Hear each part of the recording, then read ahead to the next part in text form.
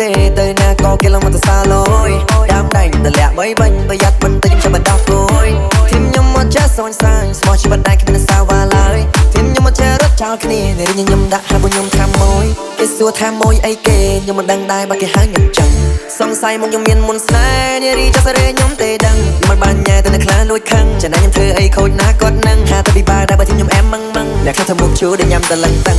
ធីមខ្ញុំគឺជាធីមស្មោះស្ម័គ្រពូកែរីរាក់តែចេះគោរពចាស់ទុំធីមខ្ញុំគឺជាធីមដន់ទៅបបោផ្ដុំកាក់វិញមិនក៏ស្រ័យគេយកចូលចិត្តឆាឆៅមិនចេះឆេវឆាវជីឡានជីមិនទៅក៏មាននារីសញ្ញោហើយរកគ្នាគេថាលើគេថាអែមអត់តគេហៅថាធីមស្មោះពេលដែលដើរចេញក្រៅខ្ញុំធម្ម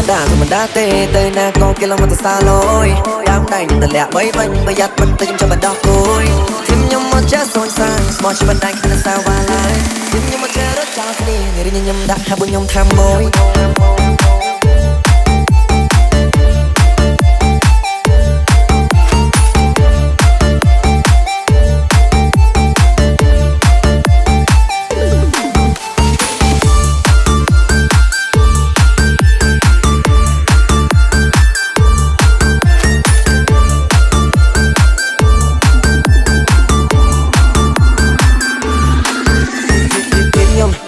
ធម្មតាទេទៅណាក៏គេឡងមកទៅសាឡយដើមដៃខ្ញុំទម្លាក់បីបាញ់ប្រយ័ត្នមិនទៅខ្ញុំចាំបដោះគួយធីមខ្ញុំមកចេះសងសាយស្មោះជីវិតដៃគ្មានសាវ៉ាឡើយធីមខ្ញុំមកចេះរត់ចោលគ្នានេះខ្ញុំដាក់ហើយពួកខ្ញុំថាមួយគេសួរថាមួយអីគេខ្ញុំមិនដឹងដែរបើគេហៅខ្ញុំចឹង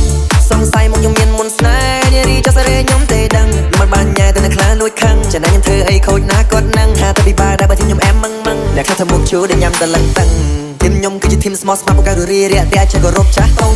ធីមខ្ញុំគឺជាធីមដន់ទៅបបោផ្ដុំកាក់វិញមិនក៏ស្រ័យគេយកចូលចិត្តឆាឆៅមិនចេះឆេវឆាវជីឡានជីមិនទៅក៏មាននារីសញ្ញោហើយរកគ្នាគេថាលើគេថាអែមអត់តគេហៅថាធីមស្មោះពេលដែលដើរចេញក្រៅខ្ញុំធម្មតាទេទៅណាក៏គេឡងមកទៅសាឡយដើមដៃទម្លាក់បីបាញ់ប្រយ័ត្នមិនទៅខ្ញុំចាំបដោះគួយធីមខ្ញុំមកចេះសងសាយស្មោះជីវិតដៃគ្មានសាវ៉ាឡើយធីមខ្ញុំមកចេះរត់ចោលគ្នានារីខ្ញុំដាក់ហើយពួកខ្ញុំថាមួយ